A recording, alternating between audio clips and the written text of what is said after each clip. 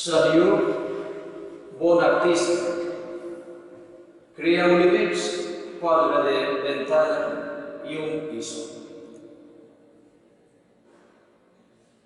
El Covid-19 ho ha capgirat tot. Diuen els experts que ja res no serà igual. Tanmateix, per a molts, el desig es tornarà abans de la pandèmia, tant de bo que almenys fos això, recuperar llocs de treball, estalvis, confort.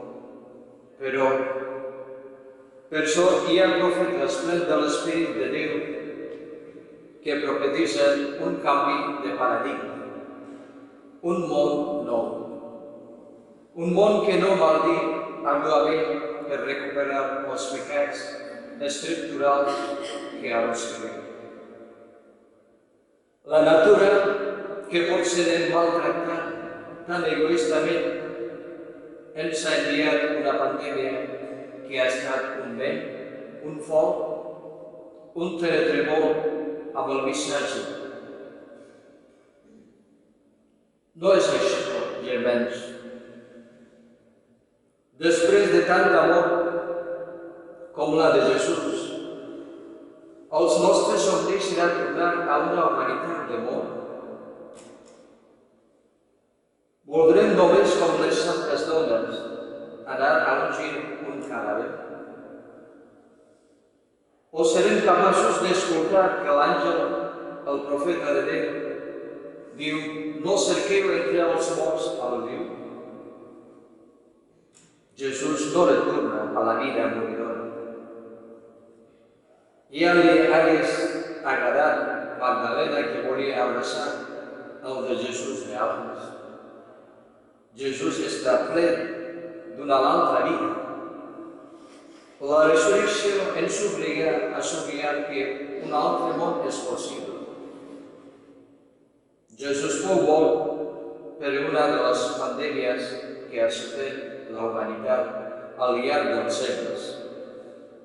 Quan virus destructors desfan els paradisos terrenals que ells han muntat, deixen fora molts d'altres. En el segle I, a Jerusalem, el virus el crearen a contenir de l'Església del món i de l'estada imperialista del moment, anant de braça per desfer la bona nova de Jesús. I Jesús mori sol i abandonat. Tanmateix, aquest amor, tantes morts, els apòstols als dies de Pentecosta experimenten que s'ha transformat en vida.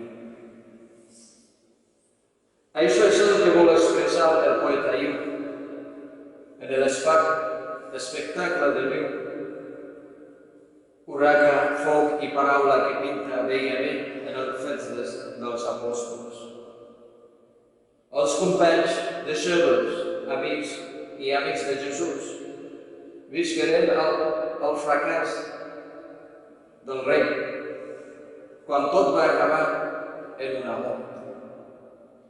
Aquells deixebles han estat somoguts avui per la inenarrable experiència de que la mort havia estat vençuda per la victòria, que ell era viu amb la vida del tot nova i definitiva, que Jesús no havia retornat a la vida moridora d'abans, sinó que en ell havia començat la vida en plenitud. Foren, segons el relat del Sant Lluc, 40 dies de proximitat, de compartir conversa i menjades amb Jesús, encara que ells eren ben clars que estaven en un altre paradigma, que en el món no se'ls havia acostumat, que allò definitiu els havia embargat, que havia esclatat el regne de Déu. Sant Lluc, situat al sud, espectacle de ventada, foc, llum, en el dia de la solemníssima festa jueva de la Pentecosta. Aquells pobres amics de Jesús que havien estat tan aclaparat per l'amor de Jesús. Ara es descobreixen ments de vida. Vent impetuós, foc, espírit, enèrgic. Es descobreixen plens de paraula foc, com el foc, capaços de ser impulsats per la causa de Jesús, arreu del món, fins a la inaudita poesia d'arribar als extrems de la terra. Per explicar aquesta experiència mística, Sant Lluc utilitza el llenguatge poètic, foc, tro, ventana, paraula, de la seva cultura bíblica. El do de l'Esperit Sant crea uns homes molt esforços, els fa parlar i sortir del seu silenci i mutisme porc.